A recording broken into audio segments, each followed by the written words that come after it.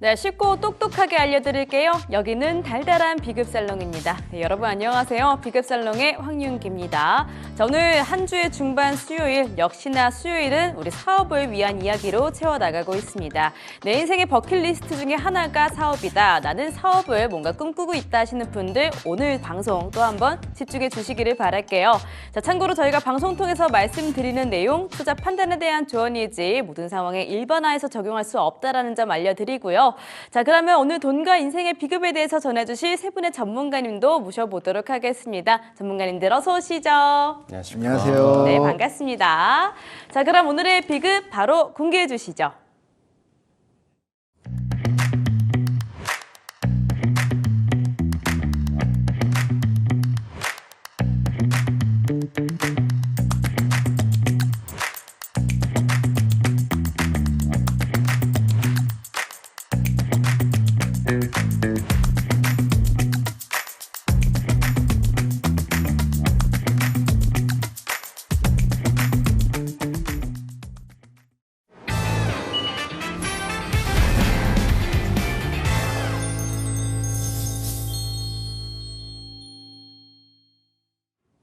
네, 오늘의 주제입니다. 법인 전환이라고 나와 있죠. 사실 우리가 지난주, 지지난주 다 이 법인 전환에 대한 이야기를 한 번씩 들어봤었는데요. 법인을 전환하면 얻게 될 장점들이 또 어마어마했습니다. 이 세금 그리고 사업 구조인데 그럼에도 우리 전문가님께서 법인 전환이 왜 더욱더 필요한지 더 자세하게 한번 알려주신다라고 합니다. 한번 여쭤볼게요.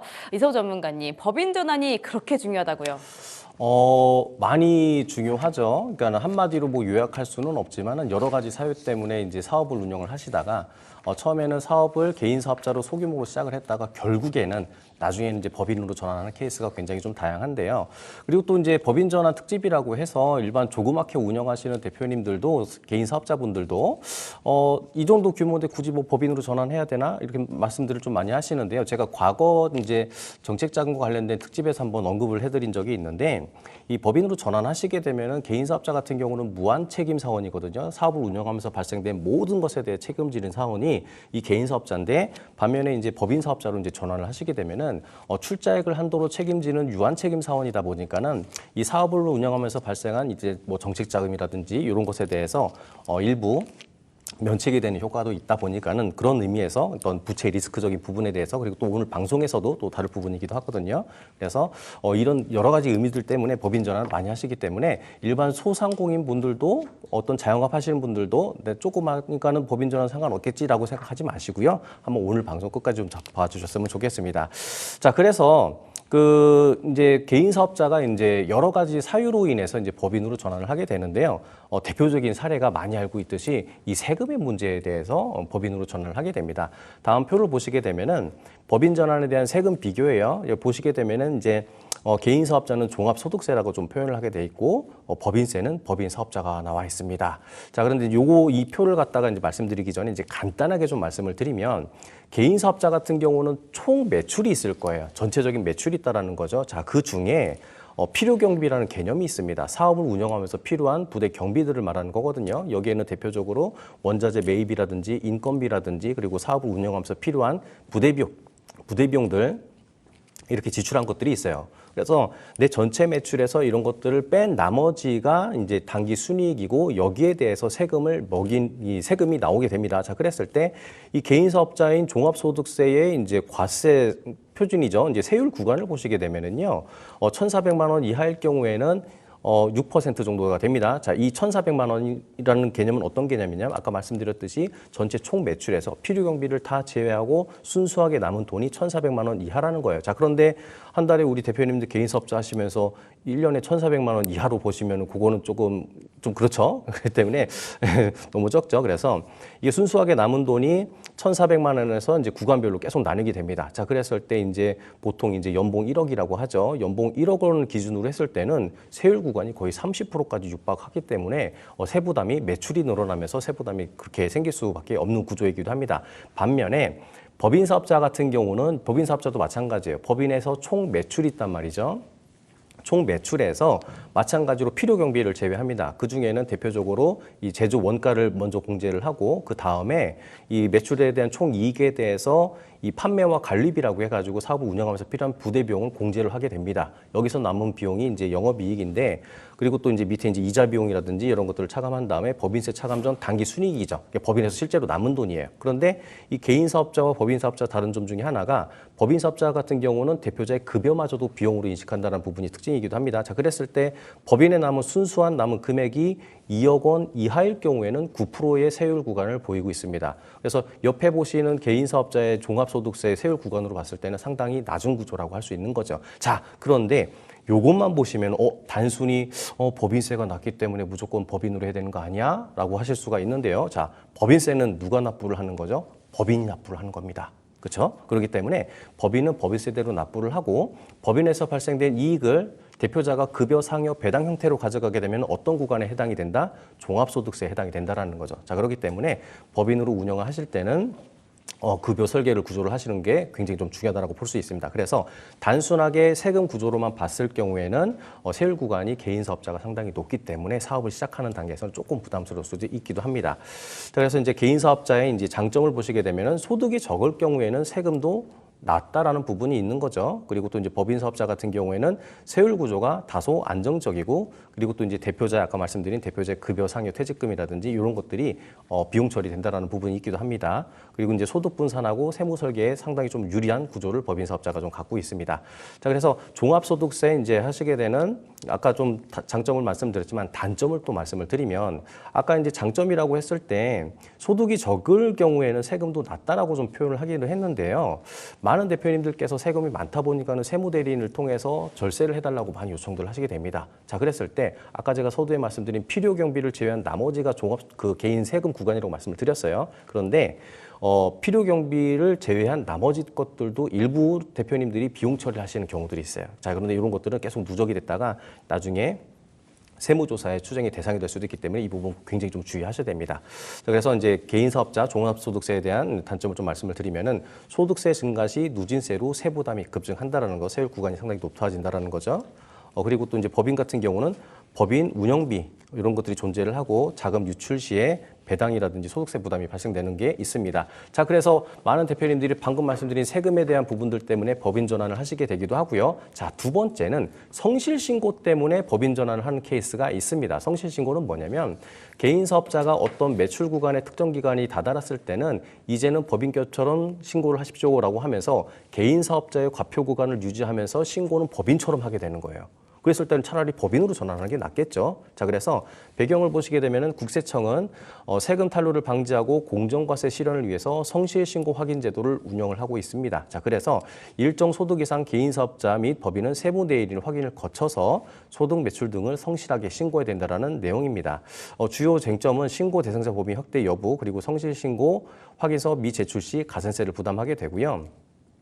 성실신고를 하기 위한 장부 기장 및 증빙자료 준비를 부담을 갖게 됩니다. 자, 이 성실신고라는 게 말 그대로 이제는 나라에서 예의주시를 할 거기 때문에 성실하게 신고를 해라라는 취지이기 때문에 세무대리인 같은 경우도 아까 말씀드린 우리 회사가 지금 개인 사업자인데 세금이 많이 나오니까는 절세해 주세요. 이것도 비용 처리해줘서 과표 구간을 낮춰주세요. 이렇게 하는 것도 이 성실신고 구간이 되게 되면 세무대리인들도 상당히 부담을 느끼게 됩니다. 왜냐하면 성실신고 도장 찍어준 그 세무대리인이 그 사업장에서 나중에 어떤 세무적인 문제, 세무조사가 발생이 됐을 때 세무적인 비리나 비위가 발생이 됐을 때 이거 성실신고 도장 찍어준 세무대리인 누굽니까? 라고 했을 때 양벌 규정 책임이 있다 보니까는 세무대리인도 상당히 부담이 있는 경우거든요. 그렇기 때문에 성실신고 때문에 법인을 전환하기도 합니다. 자, 그래서 좀 밑에 보시게 되면 주요 데이터 그럼 어떤 구간이 됐을 때 성실신고를 해야 되느냐 기준을 말씀을 드리면 여기 표현은 조금 잘못 표현이 되겠는데요. 수익 금액이 15억 이상 도소매업, 서비스업 같은 경우는 15억 원 이상이 됐을 때는 성실신고 대상이 되게 됩니다.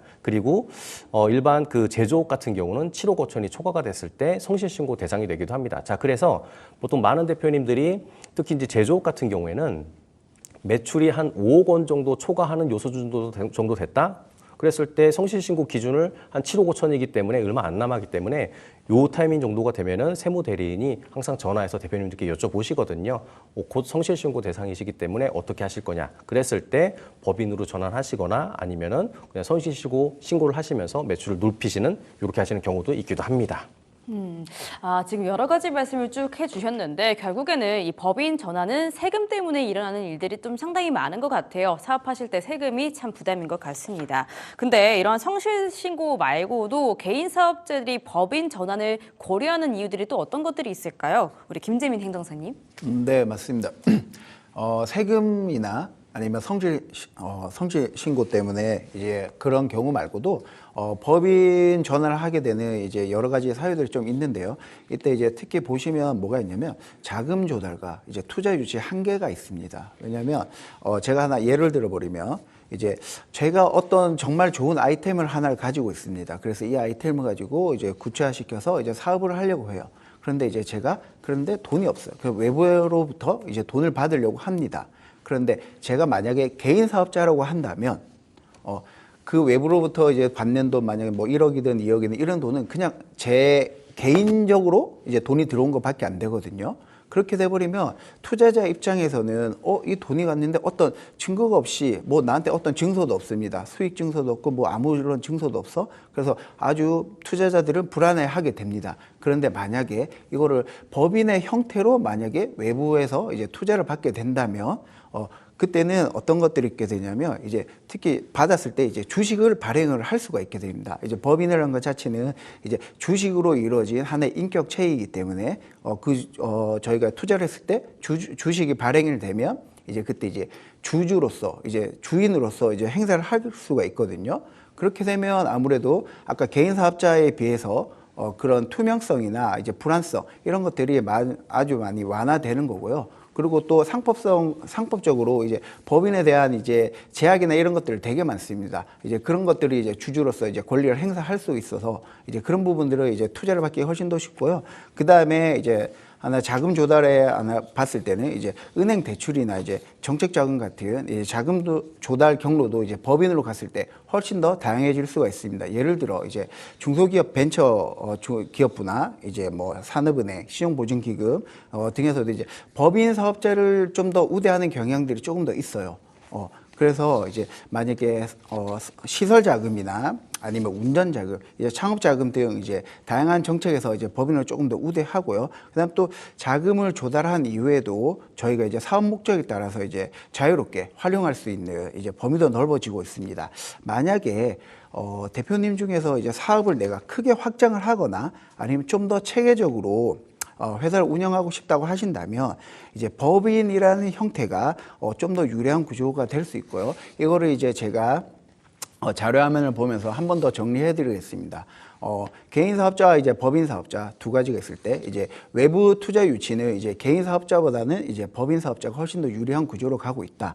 주식 발행으로 해서 훨씬 더 투자자들한테 안정감을 더 줄 수 있다라고 보시면 될 것 같고요. 그다음에 은행 대출을 봤을 때는 이제 개인 기업 같은 경우는 이제 개인 신용 그 대표의 신용으로 보는 것밖에 없고요. 그 다음에 이제 법인으로 갔을 때는 이제 기업 신용을 활용을 해서 이제 그 기반으로 이제 대출을 어느 정도 실행을 할 수 있고, 그 다음에 정책 자금 같은 경우는 이제 개인 사업자는 이제 일부 약간 제한이 됩니다. 그리고 이제 법인 사업자는 이제 다양한 정책 자금을 이제 받을 수가 있게 되고요.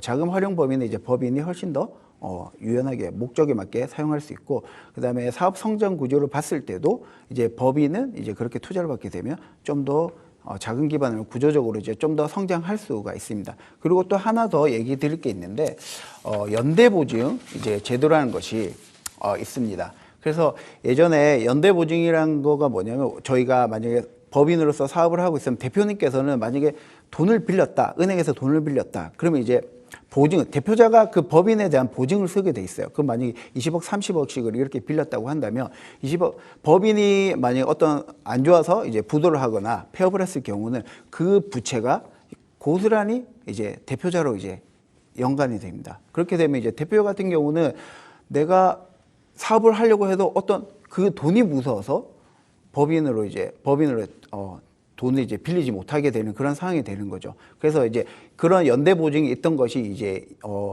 2018년도 4월 달부터 이제 연대 보증이 폐지가 되었습니다. 그래서 이제 정책 자금, 특히 정책 자금의 이제 신규나 이제 증액 대출 같은 경우는 이제 보증을 하지 않고요. 그래서 이렇게 보증을 하지 않음으로써 뭐가 어떤 것들이 좋아졌냐면, 저희가 옛날에도 막 보증 서서 망했다 이런 것들이 많잖아요. 그럴 때 그래서 망하더라도 이제 연대 보증이었기 때문에 그 채무가 그 개인 대표자한테 가지가 않습니다. 그래서 나중에 다시 재창업을 해서 이제 다시 일으켜 날 수 있는 이제 그런 힘들을 이제 다시 가질 수가 있는 거죠. 그렇기 때문에 아까 제가 말했던 자금 조달과 투자 유치, 그다음에 연대 보증 제도 폐지는 이제 또 다른 이제 법인으로 전환하는 이제 고려 사항이라고 볼 수가 있겠습니다. 세금 말고도 뭐 연대 보증이라든지 이렇게 뭐 자금 조달과 관련한 이유들이 있는데 우리 권동혁 전문가님은 어떻게 보실까요? 추가적으로 저희가 좀 알아야 될 부분들이 있을까요? 네. 네, 아무래도 현장에서 대표님들이 가장 필요로 하는 게 좀 자금이 아닌가 싶습니다. 예, 앞선에 이제 우리 김정민 행정사님께서 말씀해 주신 것처럼 제가 표를 보면서 한 번 더 설명을 드리도록 할게요. 개인 사업자와 이 법인에 대한 차이점이 있는데요. 개인 사업자는 말 그대로 이제 개인이기 때문에 이 신용점수라는 게 존재합니다. 하지만 이 개인 사업자로서 대출을 받거나 이 정책 자금을 조달받을 때 우리 대표님들이 잠깐 놓치시는 부분이 어떤 거냐면 개인 사업자는 개인 사업자만의 또 신용 등급이 존재하고요. 개인은 개인의 신용 등급이 따로 존재합니다. 2021년부터 이 신용 등급제가 신용 점수제로 변형이 되었는데요. 이 신용 점수가 이제 신용 등급에서 이제 신용 점수제로 이제 편형이 되면서 대표님들이 이제 쉽게 볼 수 있는 방법들이 좀 있어요. 그런 좀 간략한 꿀팁들 제가 이 오늘 내용 안에서 조금 더 녹여서 설명을 드려보도록 할게요. 일단 이 개인 사업자와 이 법인 사업자에서 기업 운영의 핵심 자금 조달은요. 개인 사업자 같은 경우는 개인 신용의 중심이 됩니다. 그래서 신용 점수가 낮다면 아무래도 정책 자금, 대출 관련해서 아무래도 자금의 조달을 받는데 힘듦이 존재합니다. 법인 같은 경우는 앞전에도 설명을 잘 해주셨겠지만 기업의 신용 등급, 그 다음에 개인의 신용 점수를 같이 볼 수 있기 때문에 두 개 다 충분히 준비를 잘 하셔야 되고 회사 자체의 재무나 상태의 중심을 준비를 잘 해두어야만 자금에 대한 조달이 유리해집니다. 그리고 이제 뭐 대출의 구조를 보면요. 개인 사업자 같은 경우는 이 대표자 명의로 대부분 실행을 하지만 법인 같은 경우는 법인 명의로 실행이 가능하고 자금에 대한 분리가 좀 용이하다라는 점이 있고요.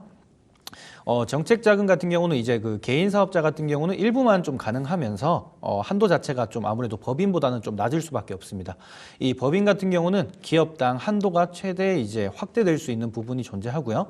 R&D라든지 시설, 뭐 운전 자금 등 다양한 자금을 조금 더 조달받을 때 유리한 점이 있다라고 말씀드리고 싶고 보증서를 발급받을 때는 보통 이제 대표자는 개인 사업자는 대표가 보증을 필수적으로 받게 돼 있습니다.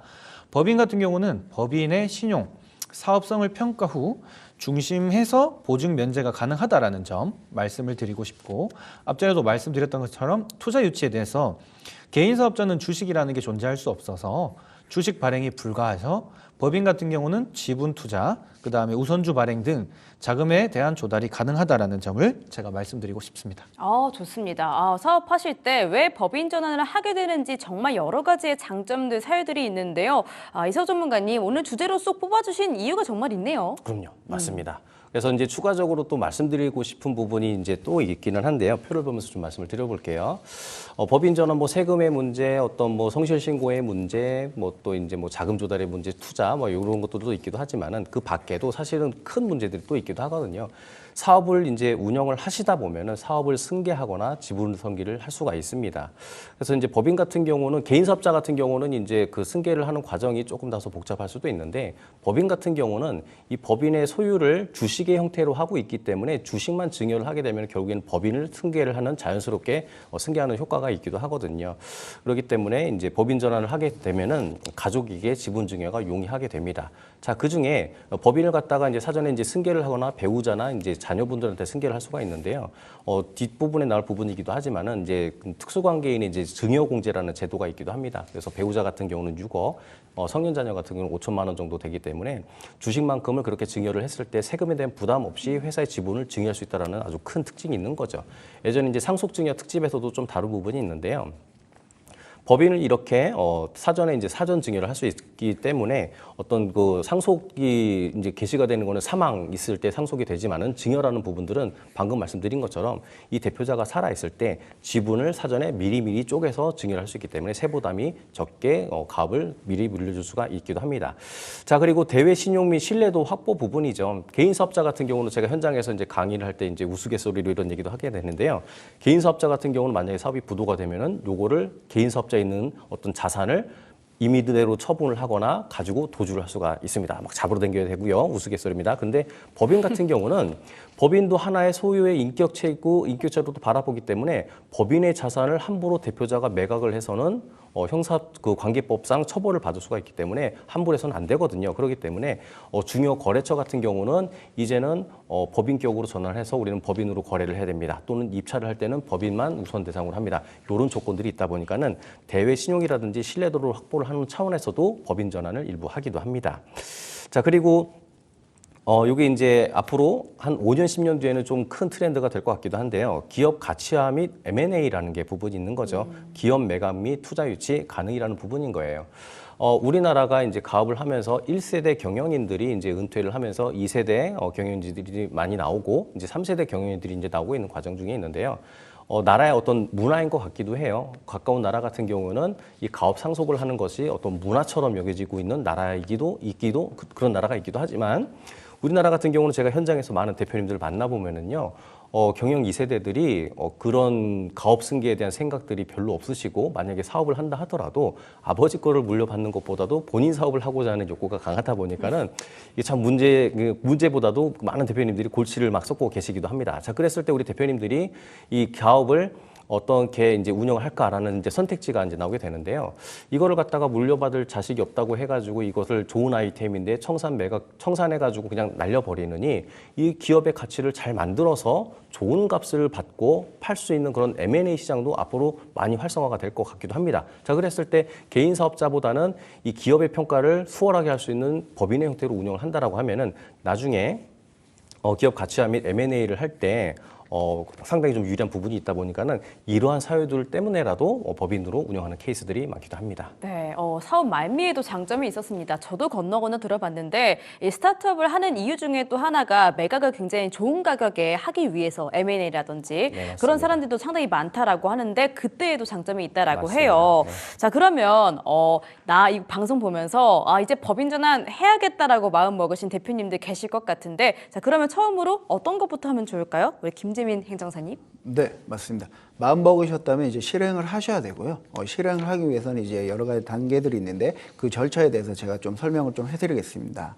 자, 첫 번째로 이제 우리가 이제 법인을 전환하려고 하면 자, 어떤 목적을 할 거냐.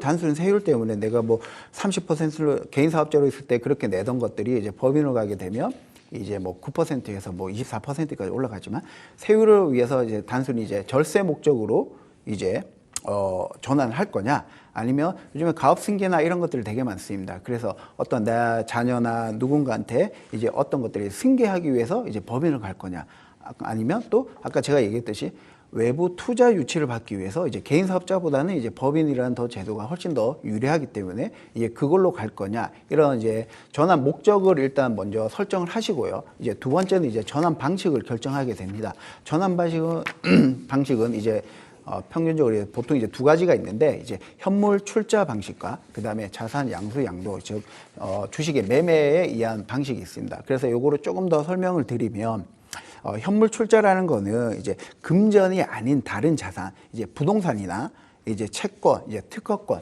영업권 이런 것들을 이제 이거를 출자를 하면서 이제 법인을 만드는 경우입니다. 그럼 이건 어떤 분들이 약간 좀 유리하냐면 회사 개인 사업자로서 이제 자산을 좀 가지고 있어요.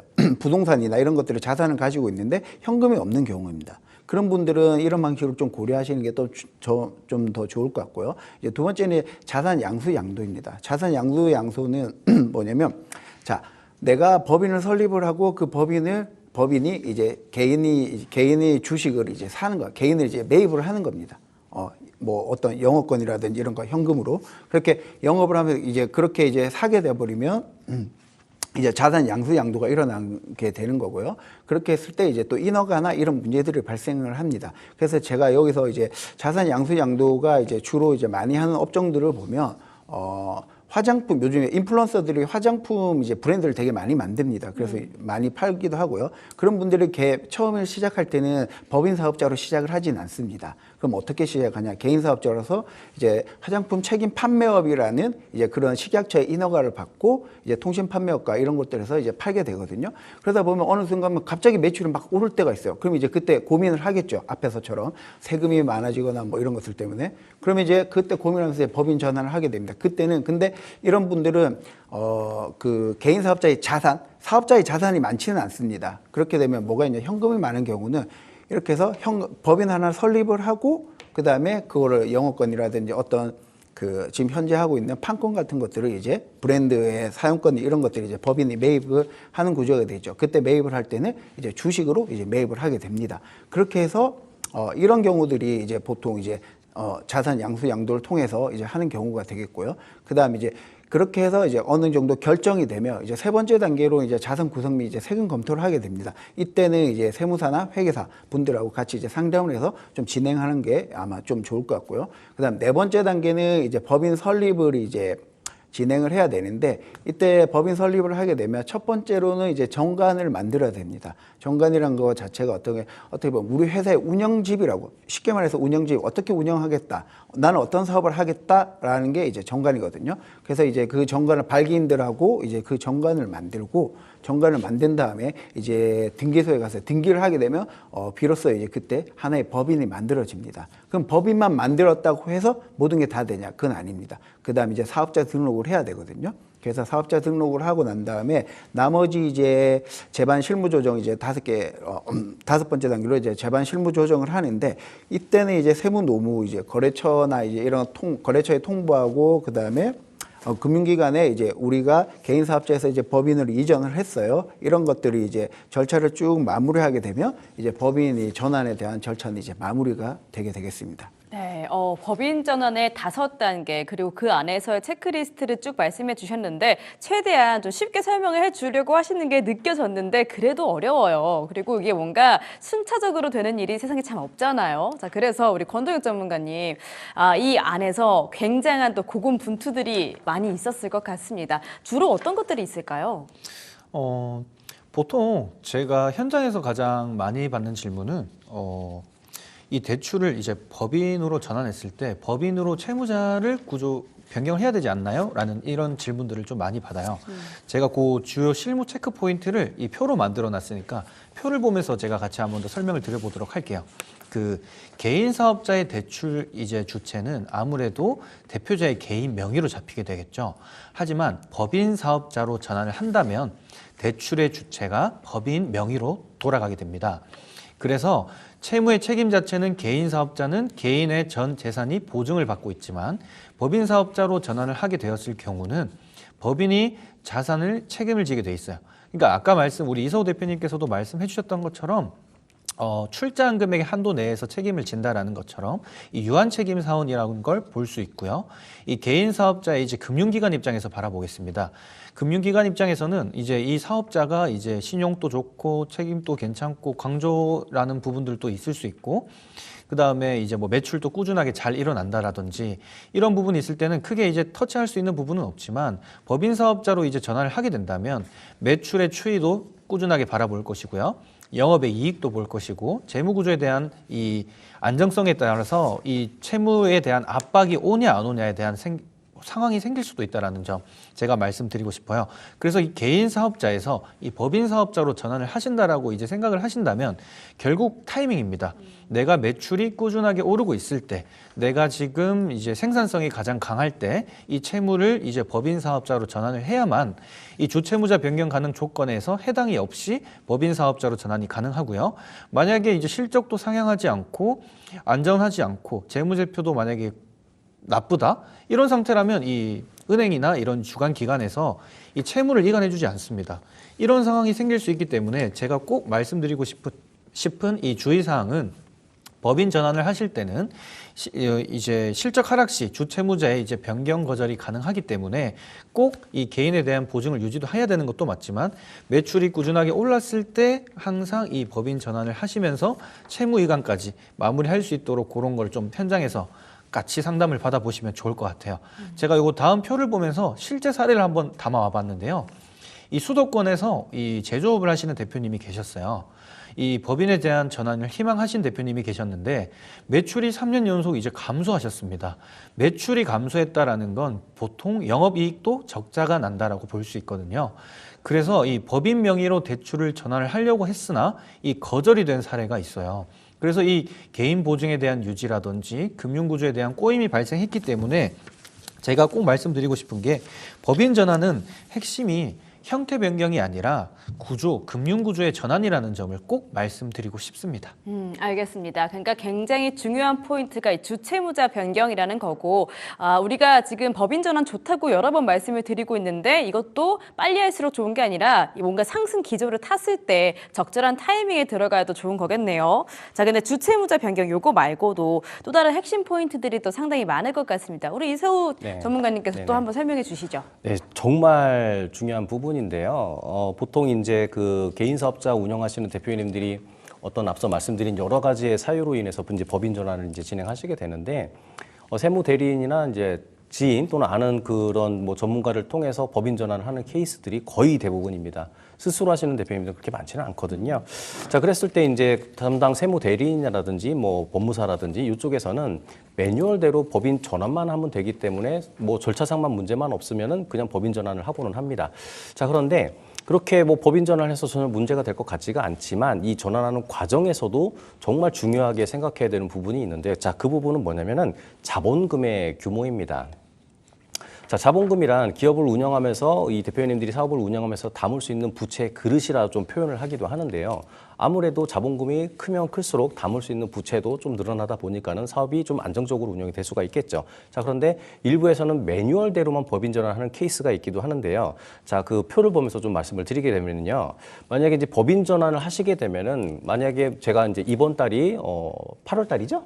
네, 8월 달입니다. 8월 달에 법인 전환을 하겠다. 자, 그러면 전월 말일자, 그러니까 7월 31일자 기준으로 가결산된 재무제표상에 자산이 있고 부채가 있을 겁니다. 그래서 회계 등식상 자산에서 부채를 상계를 하게 되면 자본금이라는 개념인데요. 그래서 전월 말일자의 재무상태표상에 자본금을 확인을 한 다음에 그 금액을 가지고 잔고증명을 해서 자본금으로 하게 됩니다. 자, 이 과정에서 아까 말씀드린 그 기본 회계구조 예시인 거죠. 그래서 자산이 10억이에요. 그리고 부채가 9억입니다. 그럼 자본의 개념은 1억이거든요. 자, 이랬을 때 자본금을 1억을 잔고증명하셔가지고 법인을 설립을 하게 되시면 됩니다. 자, 그런데 이때 구조상 자본금 1억 해가지고 법인 설립하면 괜찮거든요. 그런데 저기 그 유의점 밑에 이제 실제 사례를 잠깐 좀 보시게 되면 실제 사례입니다. 자본금 2천만 원 기준으로 이제 법인을 설립이 된 거예요.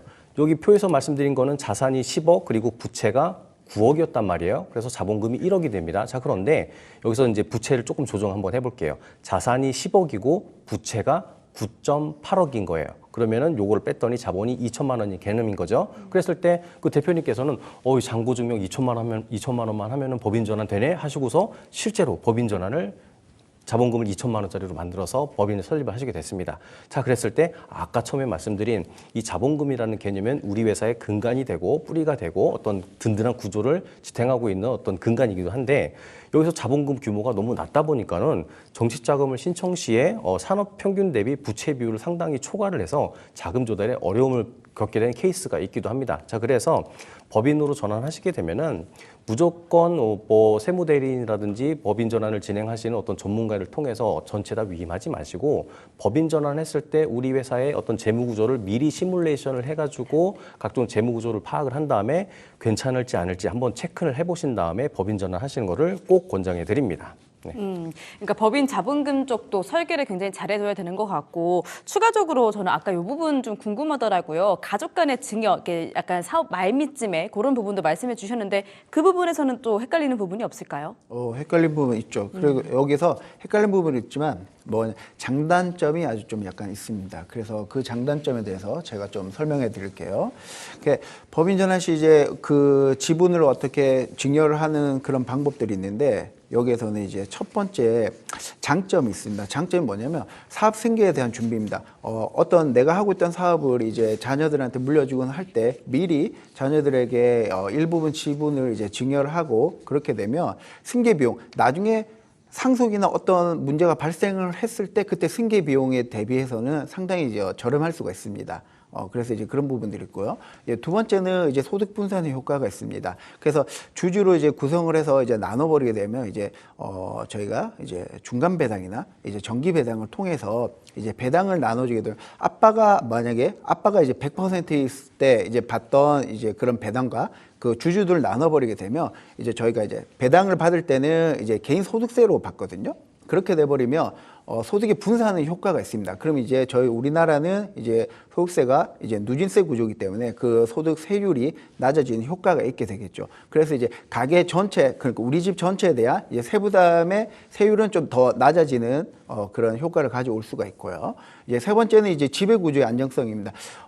우리가 타인이 아닌 그 우리 가족끼리만 주주가 되어 있다면 어떤 의사결정, 그 우리 기업이 나아갈 방향에 대해서 의사결정 할 때 그때는 아무래도 의사결정 구조가 아무래도 빠를 수밖에 없겠죠. 그리고 이제 장기적인 이제 경영 전략 수립에도 훨씬 더 유리하고요.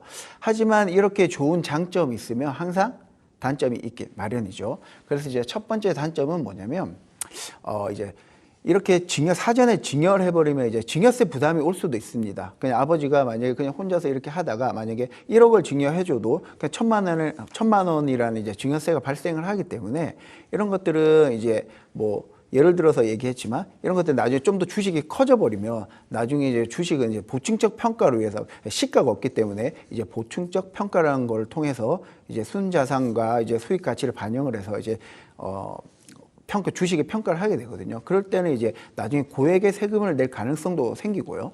그 다음에 형식적인 이제 주식의 이제 형식적인 이제 증여를 통해서 이제 만약에 우리가 가족 구성원이 이제 근무를 하고 있다. 그러면 이제 이런 것들은 나중에 노무나 이런 부분에 경영 리스크도 이제 문제의 소지가 발생을 할 수가 있습니다. 그다음 세 번째도 이제 배우자나 이제 자녀가 이제 실제로 이제 우리가 일을 하고 있는지 없는지 허위로 이제 송금, 그 법인세가 이제 송금을 이제 부인당할 수도 있거든요. 그래서 이제 그런 추징당할 수 있는 부분들이 있기 때문에 이런 것들은 좀 중요하게 좀 생각해야 될 문제고. 그 다음에 이제 실제로 제가 있었던 사례를 얘기를 해드리면 이제 자녀 명의로 이제 20%의 이제 지분을 증여했는데 이제 자녀가 결혼을 한다고 그 지분을 이제 아버지 몰래 결혼한다고 이제 그 지분을 이제 팔려고 했었어요. 그래서 이제 그런 경우는 이제 나중에 경영권 이제 문제가 이제 생길 수가 있겠죠. 그래서 이런 것들이 있기 때문에 조금 더 신중하게 이제 증여하는 문제들은 살펴봐야 할 거고. 그래서 이제 제가 안전하게 이제 지분을 이제 증여할 수 있는 전략에 대해서 몇 가지 얘기해 드리면 첫 번째로는 이제 증여세 시뮬레이션을 한번 해보는 게 좋습니다. 그래서 실제로 증여세가 얼마나 나올 것인지 그런 증여세를 이제 내가 현금으로 이제 줄 수 있는 그런 부분들이 있는지를 좀 이제 확인해 볼 필요가 있고요. 이제 두 번째로는 이제 실제 이제 자녀들이 이제 실제 경영을 하는지 이런 그 부분들에 대해서 판단을 할 필요가 있습니다. 그래서 이런 부분들을 이제 판단하기 위해서 나중에는 이제 세 번째로는 이제 주주 간의 계약서나 아니면 우리가 이제 주식을 못 팔게 하기 위해서 이제 지분 신탁이라든지 뭐 이사의 의결에 의해서만 주식을 팔 수 있게 그런 사항들을 좀 하는 것이 좋을 것 같고요. 그래서 이런 것들은 마지막 이제 가압승계나 이런 것들하고 다 연관이 되어 있기 때문에 이런 제도를 좀 활용하는 게 좋고 항상 이런 것들을 가기 전에는 세무사나 이제 변호사 그다음에 나름 이제 뭐 증여상속 뭐 이런 쪽의 전문가들과 함께 상담을 꼭 하셔가지고 이런 리스크들을 제거하고 항상 장점을 이제 부각해서 이제 하시는 게 좋을 것 같습니다. 알겠습니다. 회사의 뭔가의 사업 승계 혹은 이 증여에 대한 이야기 들어봤는데 사실 저한테는 좀 먼 이야기 같아요. 그렇기도 하고 사실 증여하면은 사업이 아니더라도 사실 증여 자체가 지금 세금이 어마어마하거든요. 우리나라 안에서도 그냥 이제 증여세가 좀 있는 편인데 이게 사업 쪽으로 넘어가면 증여세 부담이 엄청날 것 같다라는 생각이 들어요. 어떻게 보실까요, 권도영 전문가님? 네. 황윤기 아나운서님처럼 그 주식을 가족에게 증여하면 가장 많이들 걱정하시는 게 네, 세금을 얼마 내야 돼요? 라는 말들을 가장 말씀들을 많이 하세요. 네. 그래서 이 특수관계인에 대해서 이제 증여공제에 대한 혜택은 아무래도 나라에서 세법에 의해서 정해져 있기 때문에 이 틀에 대해서 어느 정도 인지를 먼저 해두시는 게 좋을 것 같아서 제가 그 틀을 좀 만들어 놨는데 이 표를 보면서 제가 한 번 더 말씀을 드리겠습니다. 이 배우자에게 주식이나 현금 등 이 자산을 모두 해당하는 금액에 대해서 이 공제 한도라는 금액이 있어요. 그래서 약 6억 원 정도의 증여까지는 약소하게 발생할 수 있으나 거의 없다라고 발생할 수 있을 만큼 발생할 수 있다라고 생각할 수 있고요.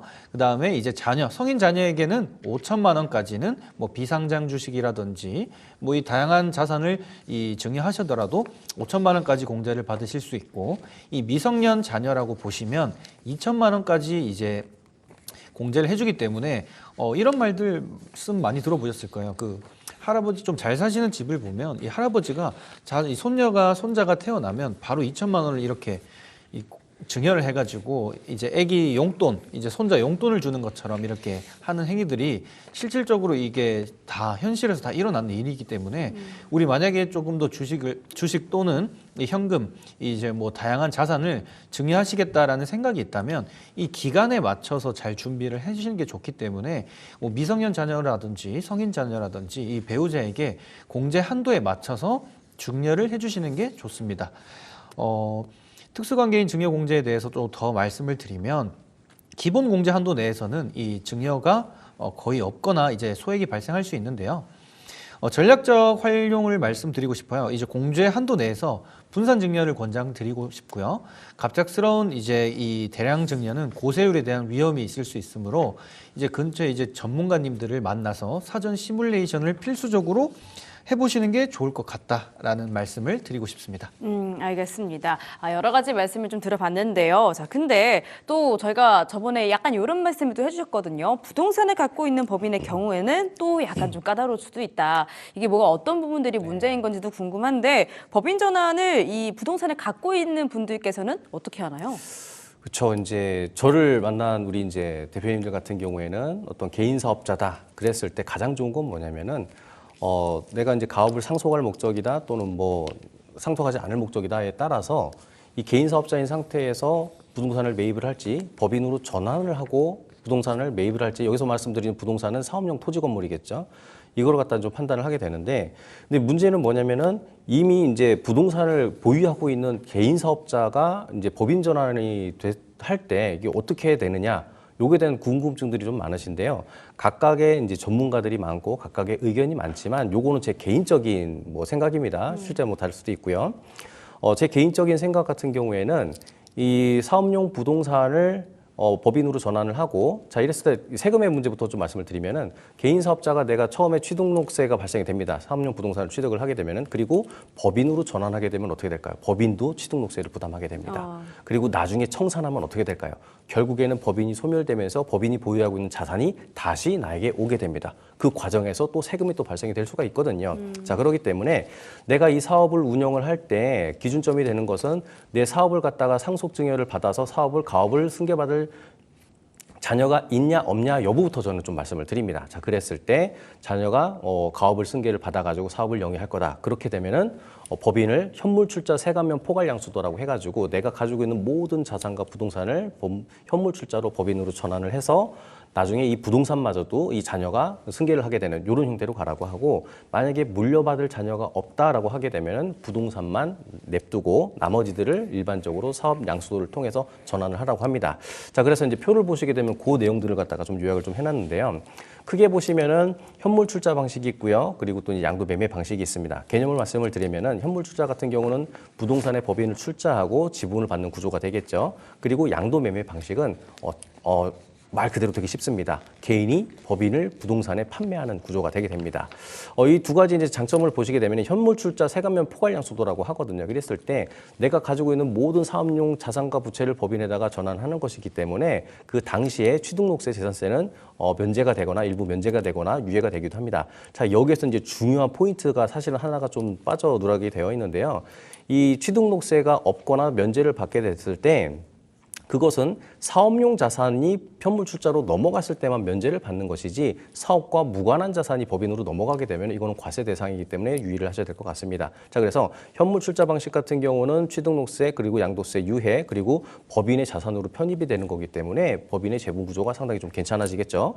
그리고 양도 방식의 경우는 유연한 구조 설계가 가능하고 일부만 분할 매입해서 가능하고 그리고 이 부동산 사업용 토지 건물을 냅두고 나머지만 양수도를 했기 때문에 그 사업용 토지 건물 안에서 법인 사업자가 있는 것이기 때문에 무슨 사업을 할 수가 있다? 부동산 임대업을 할 수가 있습니다. 그렇기 때문에 이 개인에 대한 토지 건물 사업용 부동산을 냅두고 법인으로부터 임대 수익을 창출을 하고 그 임대 수익으로 이 토지 건물에 대한 이자나 원금을 상환하는 이런 구조로 갈 수가 있습니다.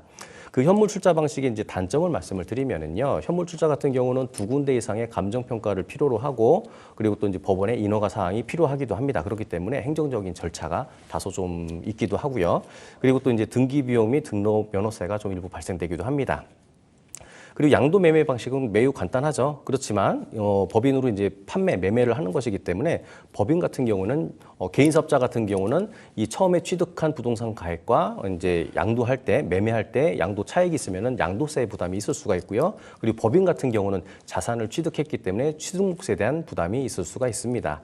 자, 그래서 현물 출자와 양도 매매 방식이 이제 활용 추천 방안을 좀 말씀을 드리면 현물 출자 방식은 이제 장기 운영을 하시거나 아까 제가 말씀드린 지분 그리고 이제 그 증여를 통해서 승계가 목적일 경우에는 현물 출자 세관면 포괄양수도를 방식으로 하셔서 하시는 게 좋고요. 그리고 또 이제 내가 사업을 하면서 뭐 승계받을 자녀도 없고 나 그냥 이거 하다가 그냥 뭐 정리할래라고 하시게 되면은 그냥 임대 수익을 유지하시면서 자산 유동성을 고려를 하시면서 그냥 법인의 부동산을 제외한 나머지만 양수하시는 게 좋습니다. 그리고 또 이제 현물 출자 방식과 양도 매매 방식의 사례 적용을 예시를 하게 되면은 법인 자산 확충 목적 시에 상당히 좀 유리하고요. 그 양도 매매 방식은 법인은 설립하되 건물은 임대하는 방식으로 유지하는 경우들이 좋습니다. 자, 그래서 한마디로 요약하자면은 부동산이 있다면은 법인 전환은 곧 부동산 전략인 거죠. 그렇기 때문에 반드시 전문가와 상의를 하시고요. 그리고 또 이제 추가적으로 한 가지 더 말씀드리고 싶은 부분은 개인 사업자 있으신 대표님들이 부동산을 매입할 계획이다라고 하시게 되면은 반드시 전문가 상의를 하셔서 법인으로 전환한 이후에 부동산을 매입을 할 것인지 아닌지 충분한 검토 후에 하시는 게 좋을 것 같습니다. 알겠습니다. 자, 부동산을 갖고 있는 사업자 분들을 위한 법인 전환 이야기까지 들어봤는데 사실 저는 들으면서 이 얘기가 얼마나 많은 분들께 해당이 될까 이런 생각이 좀 들더라고요. 그보다는 사업하시는 분들 안에서 소상공인이라든지 좀 작게 시작하시는 분들도 상당히 많잖아요. 그런 분들이 훨씬 더 많을 것 같은데 자, 그런 분들께서도 법인 전환이 꼭 필요할까요? 우리 권도혁 전문가님. 네. 좀 법인 전환을 하는 건 뭐 제조업이나 내가 뭔가를 만들면서 뭐 좀 매출이 높아야만 하는 거 아니야라는 이런 이야기들을 앞전에 많이 말씀을 들으셨겠지만 전혀 그렇지 않습니다.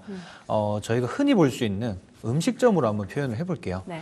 음식점에 딱 카운터에 딱 입구에 들어가면 그 목걸이 딱 차고 계시고 네. 이 다이아몬드 반지, 그다음 금반지 10개 정도 끼신 그런 이제 나의 이제 연세 지긋하게 드신 이제 우리 사모님 분들 네. 한 번쯤은 보신 적 있을 거라고 저는 생각이 들어요. 네. 그런 분들이 이제 가게를 만약에 판다라고 했을 때 어떤 걸 받을까요, 아나운서님? 제가 이런 쪽에 빠삭하지는 않지만 네. 대충 떠오르는 단어가 권리금 이런 단어들이 있었던 네. 것 같아요. 그 권리금이라는 표현도 맞지만 이 법인으로 가게 된다면 이제 그런 걸 영업권이라고 표현하거든요. 그래서 이 영업권에 대해서 내가 이거를 인수할지 영업권으로서 인수를 할지 안 할지 이러한 부분들에 대한 생각도 고려를 하시면서 법인을 전환하셔야 된다는 거죠. 그래서 제가 그 간략하게 표로 좀 정리를 해두었거든요. 이 표를 보면서 제가 간략하게 누구든지 좀 알 수 있게 쉽게 말씀 한번 드려보도록 하겠습니다. 이 영업권이라는 건 이 평가를 하냐 평가를 하지 않냐 그건 이제 본인의 몫이고 영업권을 만약에 평가를 한다라고 가정을 하고 법인 전환 시 이제 핵심 효과를 대해서 제가 좀 요약을 해보았는데 이 영업권에 대한 정의에 대해서 먼저 알고 계시면 좋을 것 같아요. 쉽게 말해서 기존 영업에 대한 성과라고 표현할 수 있는데요. 음식점이라고 제가 표현을 드리면 내방하는 고객, 그 다음에 내가 꾸준하게 앞서 이루었던 매출이라든지, 만약에 배달 가게를 운영한다라고 하면 배달 가게의 평점, 이런 모든 것들, 이 가게의 이미지라든지 이런 모든 것들을 부영자산으로서 가치 평가를 해준다라는 거고요. 활용 방식 같은 경우는요, 법인의 현물 출자로 형태로 영업권을 자산화시킬 수 있으며, 회계 처리는 5년 또는 10년에 대해서 정해법 기준으로 감가상각이 가능합니다. 예시를 들어보면 영업권이 2억이라고 가정을 하겠습니다. 그러면 매년 4천만 원씩 감가상각을 5년 정도 할 수 있다라는 회계 처리가 가능하다라는 점을 말씀드리고 싶고, 이 법인세로서 이제 절감을 효과를 보시려고 하면 감가상각을 받는다라고 가정을 하면 이 무형자산도 비용 처리가 가능하기 때문에 유리한 점이 생길 수 있고요. 이 손금 비용 처리라고 해서 이제 과세 소득이 감소하기 때문에 실질적으로 이제 이익이 감소하진 않았지만 이 영업이익에 대한 감소가 했기 때문에 법인세에 대한 절감도 늘릴 수 있다라는 점. 그래서 세금이 줄어드는 구조로 완성이 될 수 있다라는 걸 말씀드리고 싶고, 현금 유출에 없이도 실제 지출 없이 절세가 가능하다는 점. 이게 핵심적인 요소라고 좀 말씀을 드리고 싶네요. 알겠습니다. 정말 많은 내용들을 듣고 있는데 시간이 벌써 이렇게나 흘렀습니다. 우리 이서우 전문가님, 법인 전환 하나의 주제만으로도 이렇게까지 시간이 좀 많이 또 소요가 되는데 네. 2부를 해야 할까요? 어떻게 마무리 멘트를 한번 해주시죠. 마무리 멘트를 하겠습니다. 오늘 말씀드린 내용도 사실은 뭐 한 50분 안에 담아서 말씀드리기는 사실은 조금 좀 다소 부족한 양인데, 어쨌든 다 많이 말씀을 드렸기 때문에 추가적으로 하나 더 말씀을 드리면, 개인 사업자 같은 경우는 이제 매출이 있고 남은 돈에 대해서 다 자기 거잖아요. 자, 그런데 최근에 이제 대표님들한테 많이 이제 제가 이제 경영 수업을 강의나 코칭을 하면서 말씀드리는 부분이 있습니다. 뭐냐면 법인 같은 경우에는 매년마다 영업이익이 있고, 이 영업이익에 대해서 그러니까 그동안 대표님들 급여도 가져갔고, 그런데 법인은 당기순이익이라는 개념이 있습니다. 그래서 이 당기순이익은 매년마다 배당을 통해서 가져가는 거거든요. 그랬을 때 급여도 가져가고 배당도 가져가게 됐을 때 세금이 많이 나오게 되거든요. 그랬을 때 이 세금의 부담 때문에 배당을 하지 않을 수가 있습니다. 자, 그랬을 때 법인은 이것을 처분하지 않고 이월시킬 수가 있어요. 그래서 미처분 이익잉여금이라는 개념이 있는데, 이것들은 차곡차곡 법인에 쌓아뒀다가 나중에 대출금을 갚는다라든지 또는 시설 투자를 한다라든지 이렇게 재테크 목적으로도 쓸 수 있기 때문에 법인 전환 고려를 충분히 해보시는 것도 괜찮습니다. 알겠습니다. 자, 이렇게 오늘은 법인 전환에 대해서 정말 여러 가지 들어볼 수 있었는데요. 추가적으로 더 많은 내용들이 남아 있겠지만 오늘 내용도 충분히 도움이 되셨을 거라 생각이 듭니다. 자, 참고로 저희가 방송 통해서 말씀드리는 내용, 투자 판단에 대한 조언이라는 점 다시 한번 알려드리고요. 자, 그럼 오늘 배웠던 내용, 그중에서 중요했던 내용 화면 통해서 정리해 보겠습니다.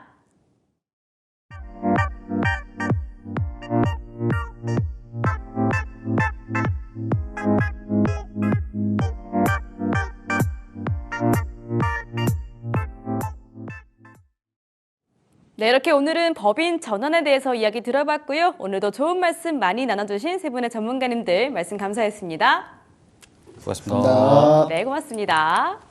자, 오늘의 비급살롱 또 여기서 마쳐보도록 하겠습니다. 저희가 방송 통해서 말씀드리는 내용은 투자 판단에 대한 조언이지 모든 상황에 일반화해서 적용할 수 없다는 점 다시 한번 알려드리도록 할게요. 자, 그러면 저희는 내일 저녁 6시에 다시 한번 돌아오도록 하겠습니다. 오늘도 시청해주신 여러분들 고맙습니다.